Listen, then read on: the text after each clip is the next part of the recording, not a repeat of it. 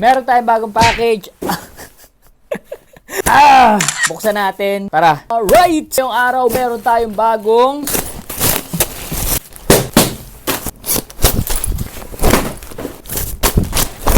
pants. So, meron tayong blue, tsaka black. Sukatin na natin to. Ngayon, gets ko na kung bakit ganun yung presyo nitong pants na to. Sobrang solid, tsaka ibang-iba siya sa mga usual na track pants na mabibili natin dito sa TikTok. Na sobrang ninipis. Angas din na itong blue, no? Pasok din sa fit natin ngayong araw. Next natin, itong black. Siyempre, ano pa bang aasahan natin? Pag black matic na yan, maganda yan. Sino bang may ayaw ng black? Meron ba? Siguro naman wala, no? Ngayon lang, basic na mga track pants lang ngayong araw. Pero kita nyo naman yung details. Sobrang solid, and yun nga, yung fabric niya, kung masusuot nyo lang din, quality rin talaga. Suot ko nga pala ngayon 2XL, 34 to 36 na siya. Ang hips ko 34, height ko 5'5 and 61 kilograms. Siyempre sa mga maghahanap nitong pants na to, iiwan ko na lang dyan sa baba yung sauce. Alam mo na. Siyempre don't forget to follow for more. Yun lang.